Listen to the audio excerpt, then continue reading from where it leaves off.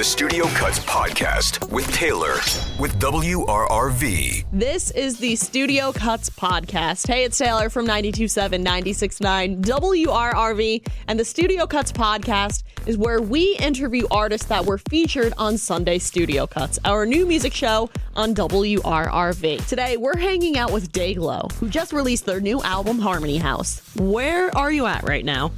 I'm in my house in Austin, Texas, sitting in a new chair that I just got off Facebook Marketplace, drinking some coffee. That sounds like a great morning. Yeah. What are COVID restrictions like down there? It kind of depends where you go. I mean, yeah, it varies, I guess, city by city with Texas. I mean, Austin's pretty conscious and responsible. But I guess it just depends where you go. Things are opening up more and more. What made you decide to drop out of the University of Texas? I think just kind of like I had no choice. I was at this crossroads where I was emailing people from major labels and whatnot, from my school email. And I was doing French online homework and then at the same time doing this other thing. So it was this huge blur of so much work and attention. And I remember meeting with my parents and telling them, all this is going on. And my dad said to me, he was like, well, son, you probably shouldn't be in school anymore. So I just took his advice and am no longer in school. I feel like if anyone else's parents were to hear that, they would flip out, but it's awesome that yours were really understanding. Yeah, no, I was very surprised. It was uncharacteristic, but yeah, I'm glad. You're known for making music out of your bedroom. Has the pandemic made it more comforting to be at home all the time or more exhausting to not leave as often? That's a great question. Kind of both. To an extent, it really didn't feel that different because I would spend a lot of time alone in my room making music. So I still got to do what I like to do most of the time, which was awesome. I think my headspace, along with everyone else, just kind of changed, knowing that there wasn't the option to do something else. So I was pretty conscious of just separating, I'm always trying to separate my work, which is weird to even say now that making music is my work, but I guess it is. And so separating that from, my relaxing time, because it's literally in the bedroom right now. So I'm actually working on building a studio apart from my house, so at least I walk to work. The first huge hit you had was "Can I Call You Tonight?" What was it like to gain viral fame from that? It was really strange. I mean, I didn't expect it to happen. I was pretty confident in the song. I thought, this could probably be caught on by a couple people outside of who I actually personally know. But I didn't think it would be a big TikTok song or something, because at the time of releasing it, I don't even think TikTok was a thing, which is crazy to say because it was 3 years ago. Everything's just happened so quickly, just in all of culture, just this crazy rapid change. But yeah, it was awesome. The songs can truly get a life of their own, and Can I Call You Tonight just proves the case. Once it's in the hands of other people, they can just do whatever they want. And for me, that's a good thing. There's stories of people who their songs take this completely different meaning or something, and I'm glad that it still holds a good place on the internet, I guess. But it's weird. How does your first album, Fuzzy Brain, differ from your new album, Harmony House? The way that I look at making music, it's kind of just segmenting who I am as a person at that time. Because with Dayglow, it's really cool that I've gained traction so early on, because each album will kind of just be a step for fans to see oh, Sloan is actually growing up in this way, both musically and as a person. So topically what I'm writing about. And so Fuzzy Brain, I think, I just generally, I wasn't as good at producing music or mixing, and I was like still figuring a lot of things out in my life. It's just kind of like a high school, album.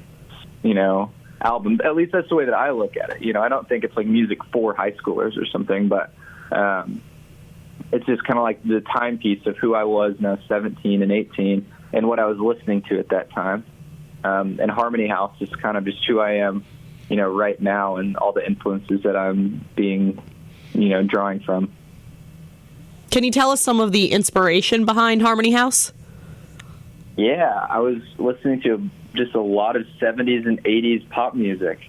That's kind of generalized as yacht rock. That's a funny term. But just those kind of artists, like Doobie Brothers and Christopher Cross, Paul Simon, James Taylor.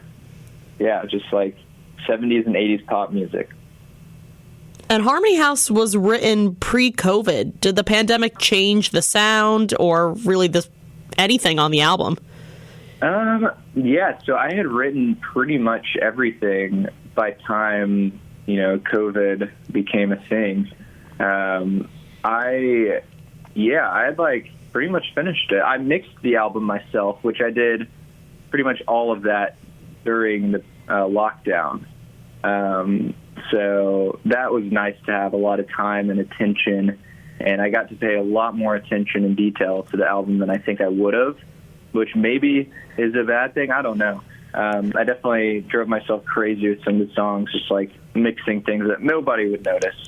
But yeah, it definitely isn't like a pandemic-inspired album, but I'm sure there's some things that ironically are, lyrically related, and I think will help people process, a lot of the isolation and reflection, which, can be a good thing.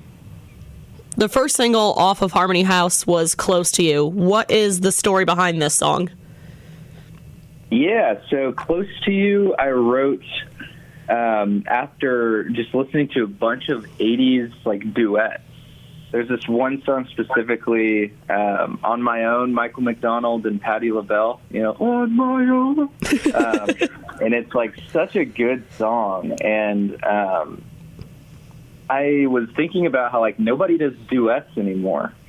There's so many collabs or features, but the 80s, there's so many duets. And so I started with that energy. Obviously the song isn't even a duet, but I kind of started with that energy thinking and writing a duet. And I ended up writing a duet with myself because the song is kind of about, leaving a party or something and not speaking to the person that you wanted to the whole time, and kind of talking to yourself about that moment. So it's kind of a duet with myself, and a fun dance song. Since you wrote Harmony House over a year ago, is there any new music in the works? Oh, for sure. Yeah. I'm pretty constantly working on a lot of music and just segmenting it into albums. So I'm working on a lot of new stuff. It'll probably be a while till I am, releasing it. But Harmony House, I pretty much cut in half.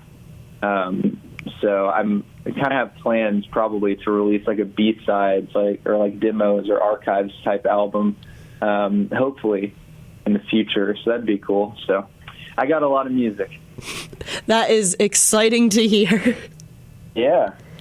You just came off a performance from The Tonight Show with Jimmy Fallon. What is it like getting back out into the world for appearances and shows? Yeah, it's really cool. It's surreal. I mean, to do something play for Fallon, because I never thought that would happen. So it's just weird, but really awesome. I feel super blessed. What are you looking forward to most about your upcoming tour? I'm just excited to see my fans face to face, and see a group of people gathered in the room, because I feel that will quantify my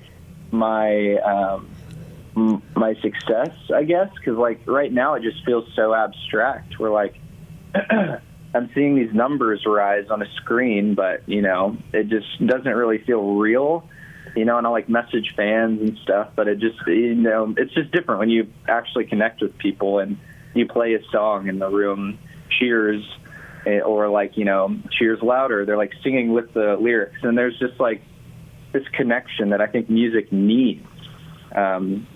And I'm just excited to kind of experience that for the first time. It's going to be really fun. All right, my last question for you. If someone were to come to your city, what is the one thing they have to do? Ooh, Austin, Texas has really good food.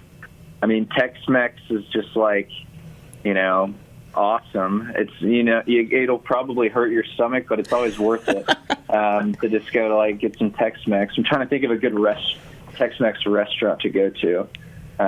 But yeah, I don't know. If you end up in Austin, just Google best Tex-Mex in Austin. There'll probably be a list of 60 places, and you can choose from any of them, and they'll be awesome. Well, thank you so much, Dayglow, for hanging out with me and the Studio Cuts podcast. Yeah, thank you. This is awesome. Make sure to check out Dayglow's new single, Medicine, off of his newest album, Harmony House. And don't forget to catch Sunday Studio Cuts, a new music show featuring all of the up-and-coming alternative music, hosted by me every Sunday at 10 p.m. on 92.7, 96.9 WRRV. Join us next week as we interview another up-and-coming alternative artist on the Studio Cuts podcast.